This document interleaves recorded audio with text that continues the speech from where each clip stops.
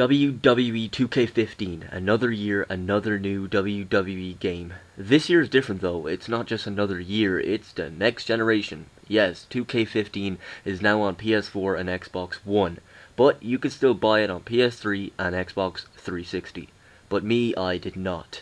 After seeing what 2K14 offered last year, I desperately want to change from these games, but I went over that already in the past, so let's just look ahead. What did we get this year, and was the wait worth it?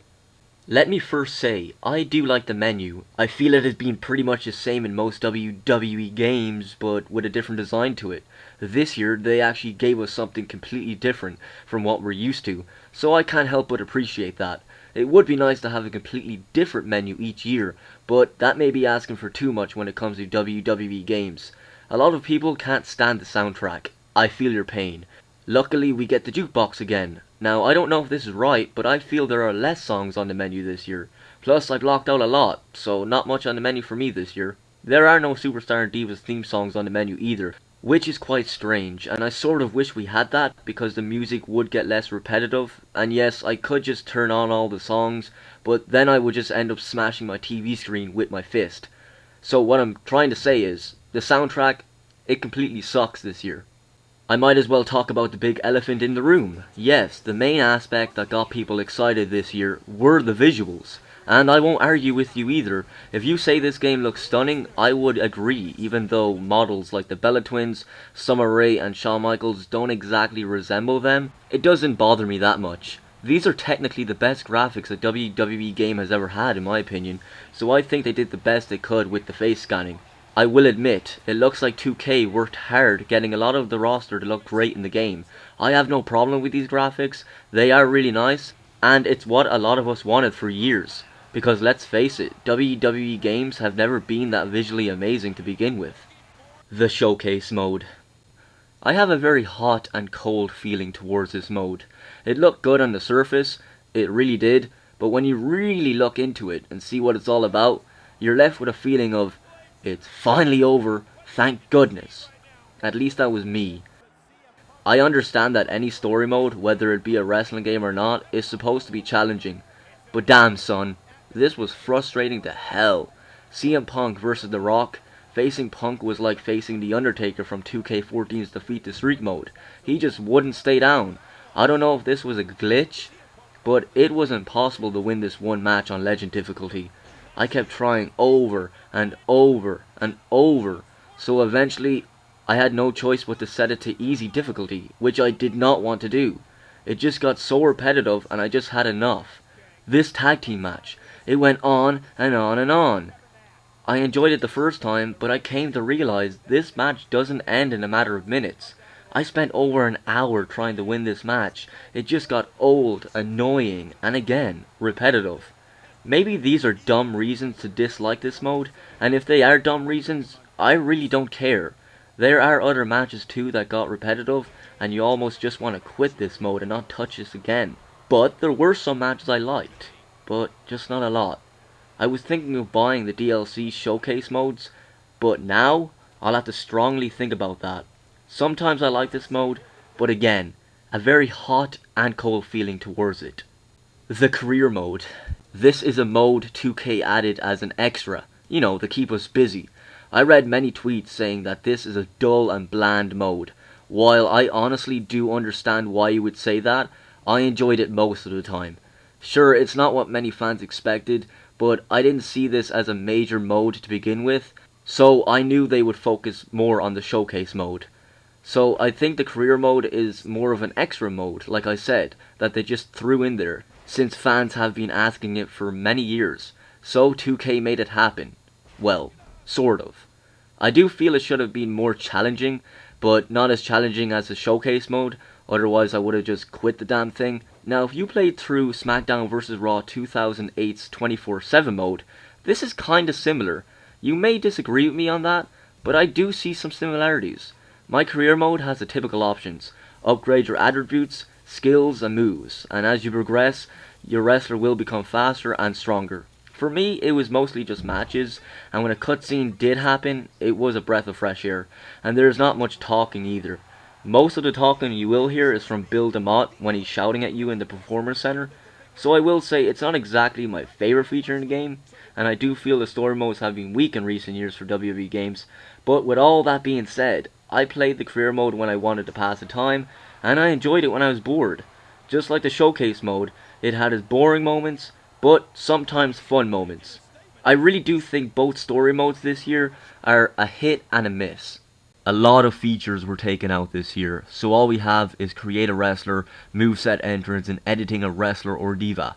Notice I did not mention create a diva? Well, that is out. Why? Well, I don't know. But you females out there should be angry about it, and I don't blame you if you feel that way. So yeah, no create a diva this year.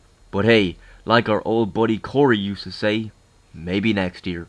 One thing does anger me from all this though. If you go to create a moveset and choose to edit a real diva's moveset, you will clearly see a created diva right here. Sounds like laziness to me, with not including created diva. If you can get created superstar in, I don't see how created diva couldn't make it. And you know what really grinds my gears too?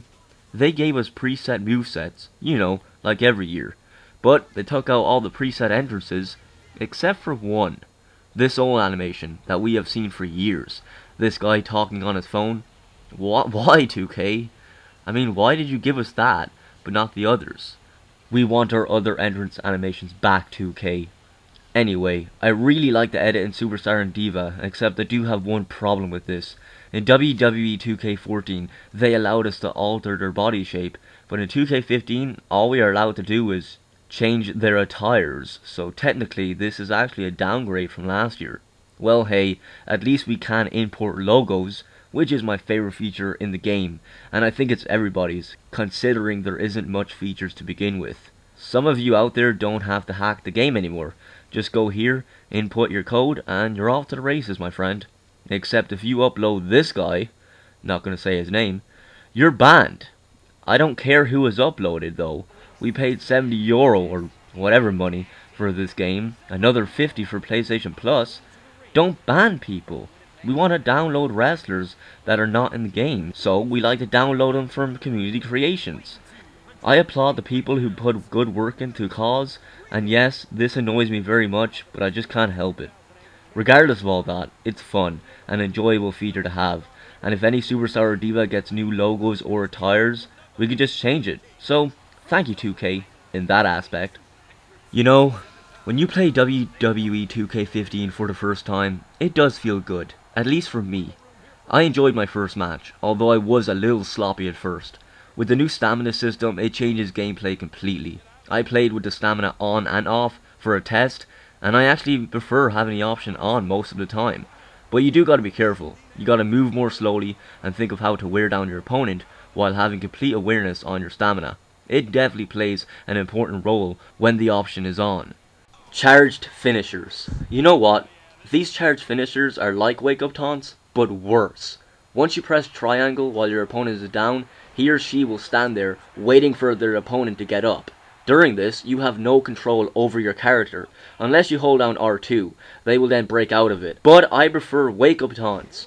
Charged finishers take away your control, and it isn't fun as pressing up on the D-pad for a wake up taunt. At least everybody had a taunt then, but now most of them just stand like this, waiting for their opponent to get up. It just takes away a lot of control, and I do not like that. I see charged finishers as a replacement for wake up taunts, but I say, 2K, or whoever developed this game, don't fix something if it is not broken. The chain wrestling feature. I'm sure you know how this works in reality. They lock up and get into a series of wrestling holds going back and forth, and it usually happens at the beginning of a match. Well, that was put into 2K15. It's a feature I liked at first, but I gotta say, it got repetitive after a few days. I sometimes don't want to begin a match with it, but luckily, it can be turned off. So I do leave it on sometimes, and off sometimes. But you know, it isn't anything amazing to me. It's just an amusing minor feature. Sometimes they get way too close to the camera, and when they're in the middle of it, they even go near the ropes when it should be rope break. And yeah, the camera, it does just stay in one place during this. And I see what they're trying to do, but the chain grapple feature is more of a hit and miss. And this is how I truly feel, and I don't regret saying this. It feels like the same game we have been playing for years. I just don't think this is an entirely different game. They just added a lot of new animations in certain places, like climbing the turnbuckle has different animations, and when you're tired, he or she will take an annoying few seconds to get on there. And in my opinion, I think the gameplay is a little more slow this year, just a little bit. And some people may like that, and others won't. I don't. It has a lot of similarities to the past, so I'll just say this. It does feel different, of course, but just in a minor way. The commentary absolutely annoys me. When they said there was improved commentary, I was like, okay, finally, after all these years, they're going to focus more on that. And then I played the game, didn't I? I heard the same boring, repetitive, and annoying commentary. I don't know who is more annoying anymore. Is it Cole or King? They are both so boring to listen to in this game, which then just makes it completely annoying. The crowd. I hear the same lackluster sound that they have still not improved, and for some reason, they like to chant boring, like a lot. So I have to deal with that. The commentary and crowd are pretty much the same as before, but the only difference is the crowd does look great physically, I have to admit, with many new animations. Kids are included, so it's a really nice touch. I just love those details very much, and it's very important to have these kind of details in a wrestling game. The crowd sounds bad, but looks good. The commentary, it sucks. The gameplay, it's improved, but just minorly, not majorly. I've noticed in recent years, the more these games get more realistic, they become more limited. The developers take away certain aspects just to make the game seem more like what WWE is like today. And that's not a good thing, because as I speak, the WWE is not that entertaining right now. So putting what WWE offers today into a video game, fans won't be playing it that long. And I don't mean every fan, but some. If you do enjoy playing this game, great. I'm not trying to make this sound like a bad game. I love playing this game. I'm simply just giving all my honest opinions out there. And the opinion is coming from another fan, and that's what I am. Just another fan of wrestling. So don't take this review to heart, but I do hope they don't limit the game even more as the years pass. Otherwise, I'll just pass on these games. WWE 2K15 can be fun, don't get me wrong, but I'll just say it. It is not what I was expecting.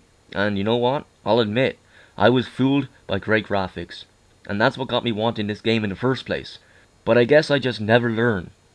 Look, I've had a lot of crazy moments and fun moments from this game. I'm sure there are many more crazy moments in this game to come too, but this game is not the best. And it's also not the worst. It's the next generation, but it's not a whole different game. Enjoy the game while you can. Goodbye, and please, take care.